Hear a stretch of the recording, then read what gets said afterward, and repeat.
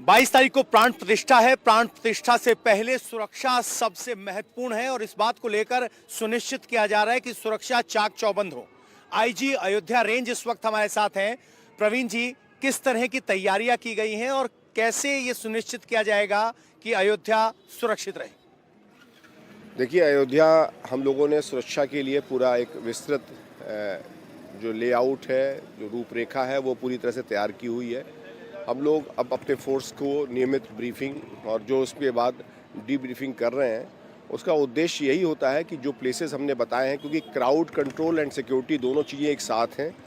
भारी संख्या में लोगों के आने की बात रह रही है, जिसके बारे में हम लोगों से अपील कर रहे हैं आसपास के लोगों से कि वो 22 के बाद जब दर्शन सुलभ होंगे तो आए। हम उनके स्वागत के लिए पूरी तरह से उत्सुक हैं और उसी को लेकर के ट्रैफिक डाइवर्जेंस और ट्रैफिक रेगुलेशंस हम लोगों ने किए हैं, जिससे कि भारी वाहनों को कोई असुविधा ना हो। उनको एक वैकल्पिक प्रबंध दे दिया गया है और दूसरे जो अन्य वाहन आएंगे, जो पास जिनके पास होंगे, उनको हम अनुमति करेंगे।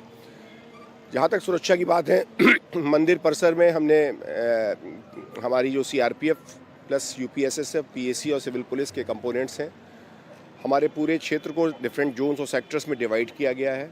इसमें सादे में भी काफ़ी लोग हैं, यानी विजिबल इनविजिबल दोनों ही कंपोनेंट हमारे पास रहेगा।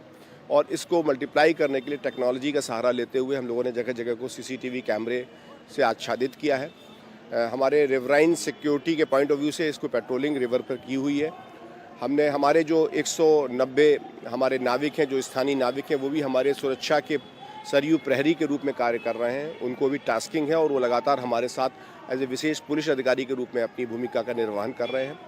हमने उसमें सरयू नदी पर अपना फ्लोटिंग कंट्रोल रूम के माध्यम से हम दोनों तटों पर निगरानी कर रहे हैं, प्लस अपने कोई अनऑथराइज्ड बोट सेक्टर नहीं है, उसको भी हम लोग लगातार उसकी रिव्यू कर रहे हैं। साथ साथ जो हमारा कंट्रोल रूम येलो जोन, हमारे जो हमने कंट्रोल रूम बनाए हुए हैं, वहाँ पे डिफरेंट सीसीटीवी कैमरों की फीड और उसमें जो सेलेक्टेड प्लेसेस हैं, वहाँ पे एनपीआर कैमरों के थ्रू हम वेहिकुलर मूवमेंट को भी मॉनिटर करते हैं और साथ साथ में आर्टिफिशियल इंटेलिजेंस की टेक्निक का इस्तेमाल करते हुए जो टारगेटेड टास्किंग दी जाती है, उस पर भी लोग कार्रवाई कर रहे हैं।